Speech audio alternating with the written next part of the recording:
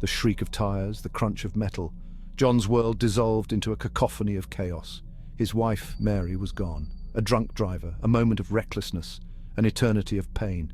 In the hospital, hours after the accident, a chill ran down John's spine as he remembered Mary's last words. A man with wings like a moth, glowing eyes. She had been driving home alone, the highway dark and desolate, a fleeting glimpse of something impossible. Then nothing. 2 years passed. John, a journalist, threw himself into his work, seeking solace in the factual and the mundane. Yet Mary's final words echoed in the hollow chambers of his heart. The impossible vision, the chilling premonition. He couldn't escape the feeling that there was more to the story.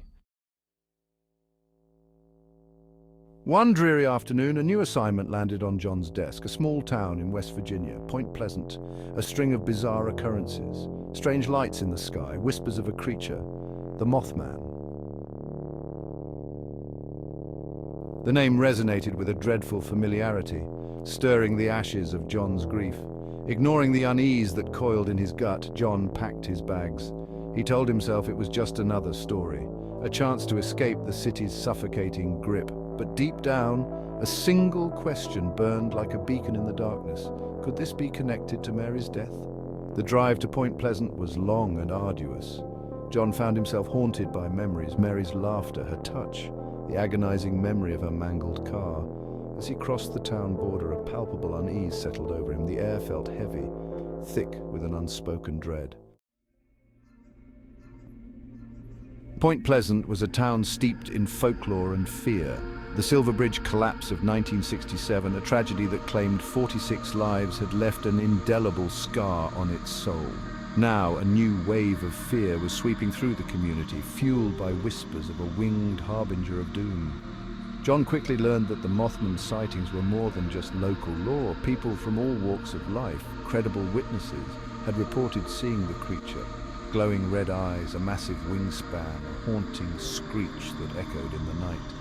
Fear was a contagion spreading through the town like wildfire. John, driven by his own personal demons and the weight of evidence, found himself drawn deeper into the mystery. He visited the site of the Silver Bridge collapse, now a memorial to the lives lost.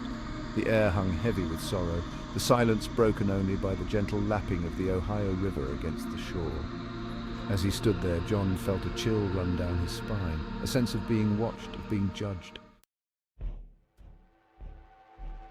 His investigation led him to the TNT area, an abandoned World War II munitions plant.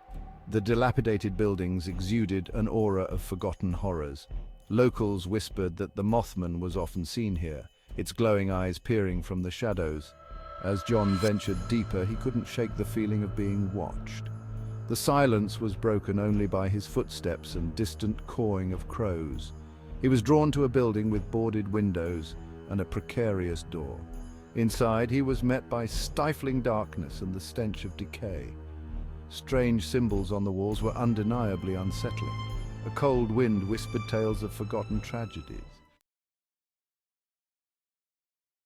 As John delved further into his investigation, he uncovered a chilling pattern.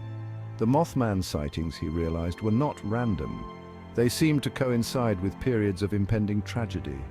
The Silver Bridge collapse, a devastating mine explosion, a series of freak accidents, all were preceded by sightings of the creature.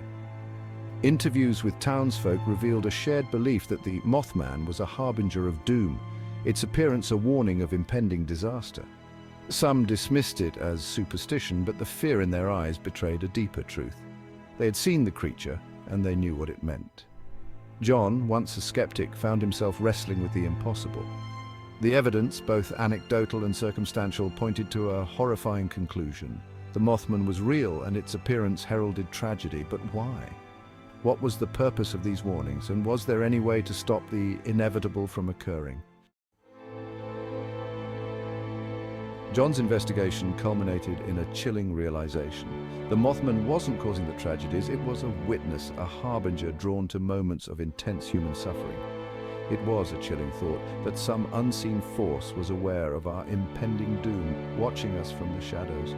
He left Point Pleasant, a changed man, haunted by the memories of his lost love and the terrifying truths he had uncovered. The Mothman, he now believed, was a symbol of the darkness that lurked at the edges of our reality, a reminder that some things are beyond our understanding. John continued his work as a journalist, but he never forgot his time in Point Pleasant. He carried the story of the Mothman with him, a chilling reminder that the world is a stranger, more terrifying place than we dare to imagine. And in the shadows unseen, the Mothman watches, a silent witness to the tragedies that befall us all.